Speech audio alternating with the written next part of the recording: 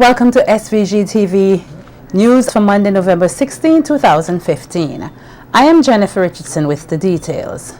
After 1 week of campaigning, the Unity Labour Party leader, Prime Minister Dr. Rav Gonsalves, says they're closer to victory than when they launched their campaign on November 7, 2015. Dr. Rav Gonsalves was at the time addressing thousands of supporters at a rally at the Honnesville playing field on Saturday night, where he, along with other party candidates, spoke about the current ULP policies and future plans for national development once re-elected into office on December 9, 2015. Noting that his party is stronger, Dr. Gonsalves reiterated his claim that the opposition New Democratic Party does not have what it takes to run St. Vincent and the Grenadines in the interest of its people. He encouraged supporters to get registered and come out in their numbers to elect a government built with Vincentians in mind. And in those 23 days, we have to have ourselves remaining steadfast and be so organized on the ground that we will present a victory larger than anything we have seen, including our tremendous victory in 2001. The fourth Prime Minister of St. Vincent and the Grenadines noted that his plans and policies have always been evident, and even if he was to no longer exist, the ULP has a more than capable team to carry out these plans so that all Vincentians can benefit. Highlighting the party's 2015 main and youth manifestos, the health and education sector development plans, and the Zero Hunger Initiative, the Prime Minister stressed that he knows the demands of his people and that he is more than ready to meet them, noting that he will never fool Vincentians. For the development to move the cruise ship here from where it is and bring it here at Honnesville, a state-of-the-art cruise ship here with a 50-berth marina in front of the new city. This is the plan. This is the plan. You hear me? And if you want to see what the experts have done, this is not Farmville, which I'm going to show you here.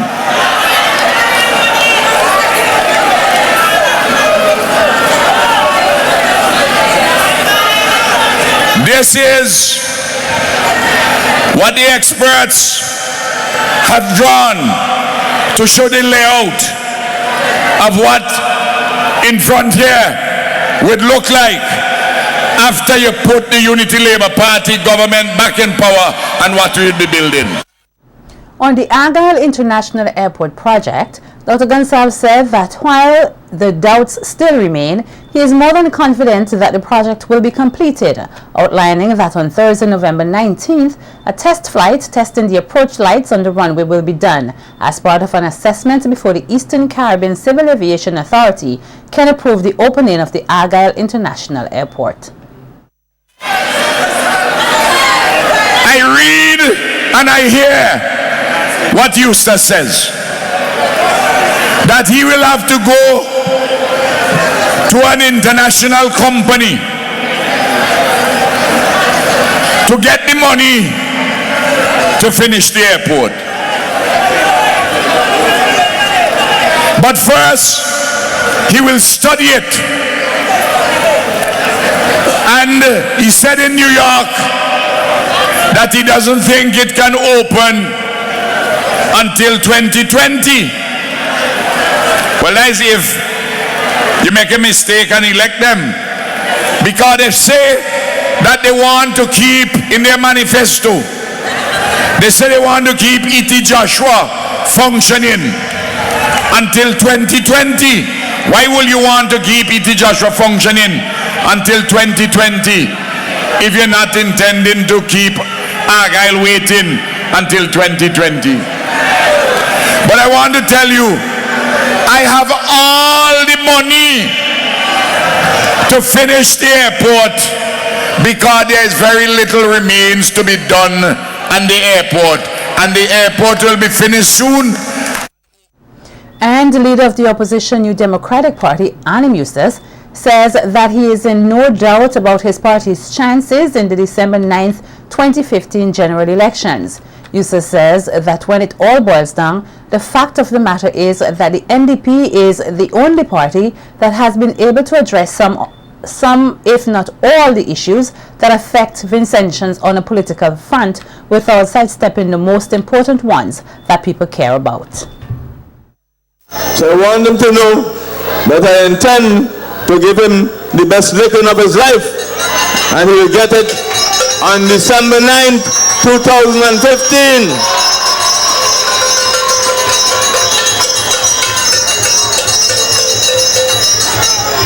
Our party is not in the business of dealing with personalities. We deal with issues. We deal with the problems that affect the people of St. Vincent and the Grenadines. And most of all, we try to find solutions for those problems. That is what our business is.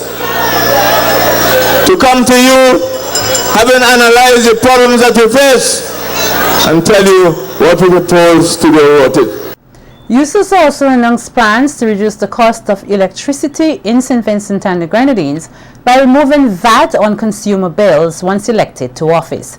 He says that the VAT on electricity increases spill-offs into the cost of items in supermarkets, boutiques and restaurants, which significantly increases the cost of living of Vincentians. Therefore, he says that by reducing the VAT on electricity, there will be a greater cash flow in the country. And we're working on a proposal to move the VAT from the electricity also, in order to bring down the bills to you, the consumer, because the electricity bills are very high, a lot of people are cut off, and we are finding mechanisms which allow us to remove the VAT also from electricity.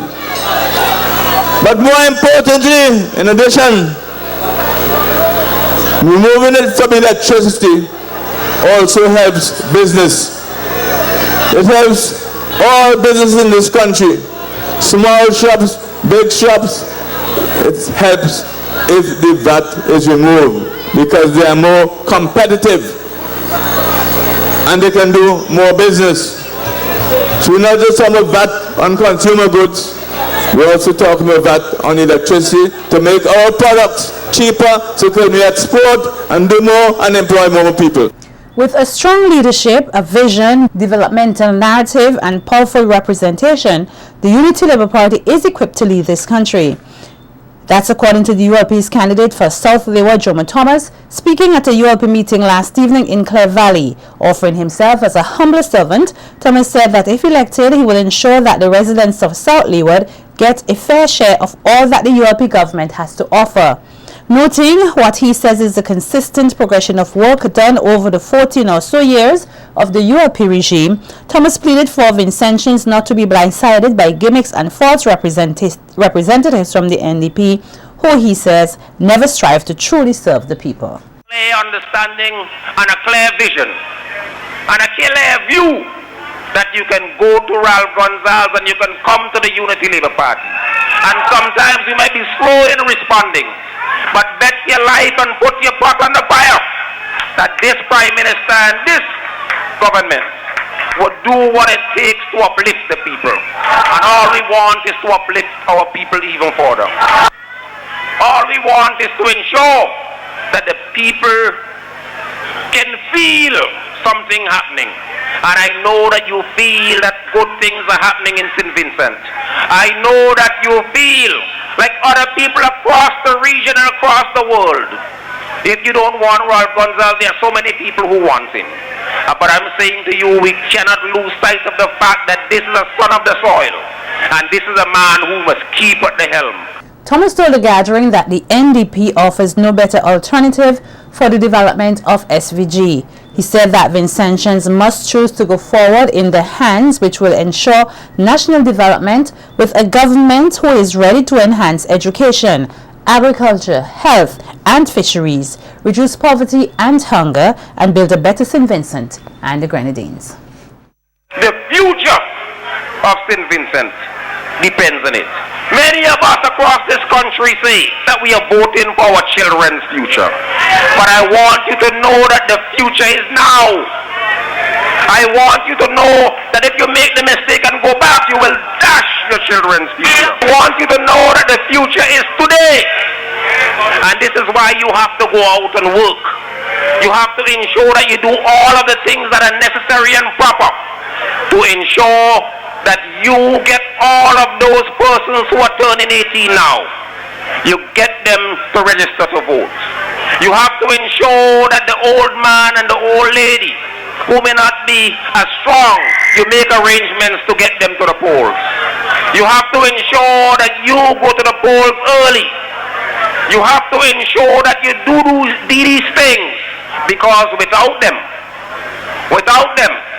the future would be turned back. Commenting on an incident which took place at a Unity Labour Party's Red Lime on Friday evening in Petit Bordel, Prime Minister and leader of the ULP, Dr. Ralph Gonsalves, said that the behavior displayed by supporters of the opposition New Democratic Party, the NDP, was disheartening. He outlined that the incident was uncalled for, as it is an example of gutter politics, which will in turn have serious consequences on the country and its people. While the Labour supporters were there enjoying themselves, a provocateur went into the midst of Labour, and as a consequence of the provocation, we had bottles raining for about 15 to 20 minutes from the area of Patel Matthew's shop. I'm not saying who threw the bottles, saying the area of the shop from which the bottles came. The ULP supporters, they had to take refuge and hide.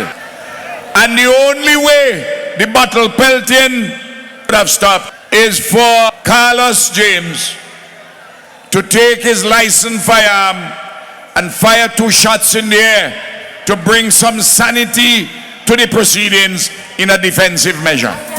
Dr. Gonsalves linked the recent event with the unsightly painting of walls and streets in not only Sand Hill but around SVG in general, saying that this shows nothing more than an extreme act of desperation, one which has to cease. He also urged his supporters not to stoop to this level of conduct.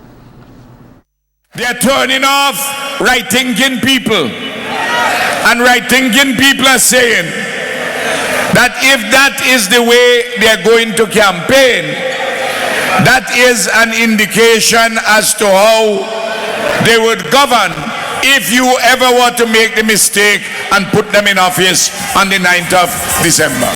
And the NDP candidate for North Leeward, Roland Patel Matthews, is urging his party supporters to refrain from encouraging or spreading violence because of political alliances. Speaking on the recent incident in Roseau last night, Matthews says that everyone has the freedom of political involvement. However, individuals of other parties should not provoke one another. The North Leeward candidate states that the NDP will not tolerate any such behavior. But I want to say tonight, that all who feel that I'm a bad man, and all who think they can walk into my hometown and bust gunshot, I have news for them. I have news for them, you know, because I know that when the election bell, I don't say bell, I mean when the day comes and the information is revealed tonight, the people of Petit Bordel will demonstrate to him in no uncertain term how they feel about a stupid action that night in Petit Bordel. But we will deal with him. And hit talk on Sunday, leader of the Democratic Republican Party, Anissa Batiste, and Daniel Cummings of the NDP shared their concerns and opinions on the issue of election fairness. Batiste, who will contest the West St. George constituency for the DRP, says that voter education on the laws regarding elections and the significance of one's vote would better equip the public individually and collectively in ensuring a fair election. He has a role in terms of ensuring that the elections are fair.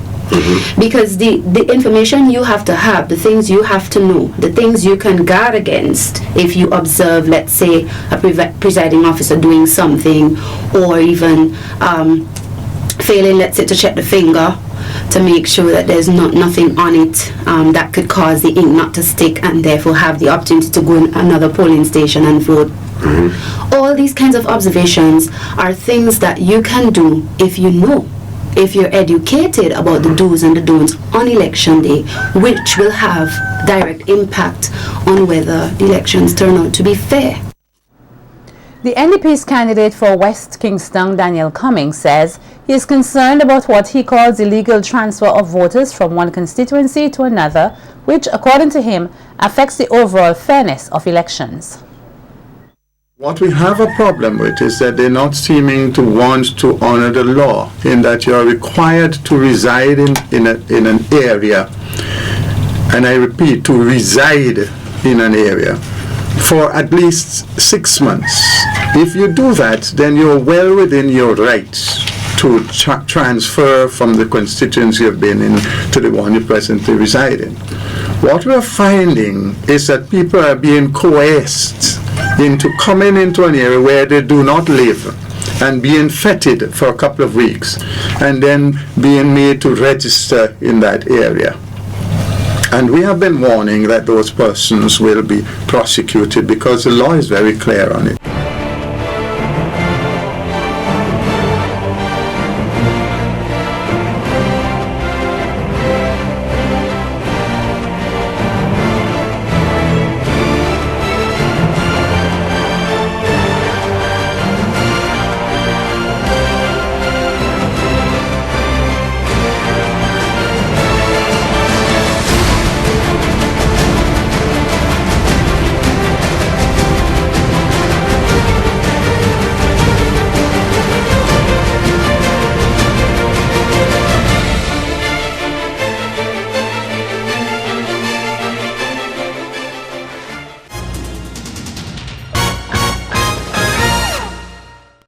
Blacksa today commenced its Christmas road cleaning program in various communities throughout St. Vincent and the Grenadines. The program is expected to run for a period of 2 to 3 weeks at a cost of approximately 3 million EC dollars and will employ approximately 5,500 persons.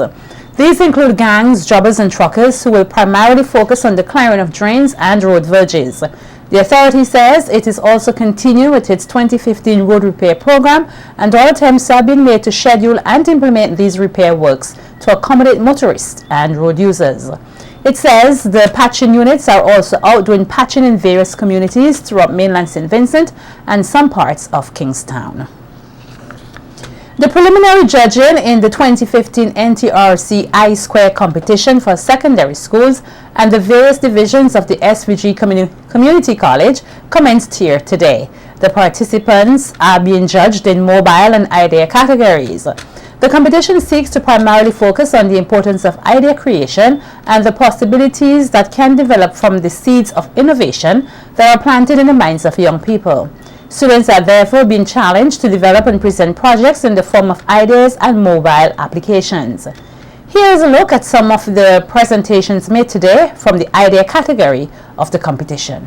Save people, save trees, save the planet. Only after the last tree has been cut down, the last river has been poisoned, the last fish caught, only then will you find that money cannot be eaten. Quoted by the Cree Indian prophecy. Were you aware how many students in St. Vincent and the Grenadines admit to not taking home school notices? It would amaze you to know how much paper and ink is being wasted. My name is Swana Harry. And my name is Donald Shannon. We are third formers from the Thomas Under Secondary School. Today we are going to tell you about ink and paper wastage and its impact on the environment and our solution to this nationwide problem. Coming from the St. Vincent Girls High School, I am Tanisha Johnson, Nafisha Barker, Chiara Peniston, and Rhea Frederick. And today we will be presenting our idea, eSharp. Have you or any of your relatives ever been in a situation where you had a heart attack, caught your house on fire, or had an intruder in your house, and the police, firefighters, or ambulance took way too long that by the time they arrived, you've recovered from the heart attack, put out the fire yourself, and probably knocked out the intruder? Well, with eSharp, that will be no more. Everything begins with an idea.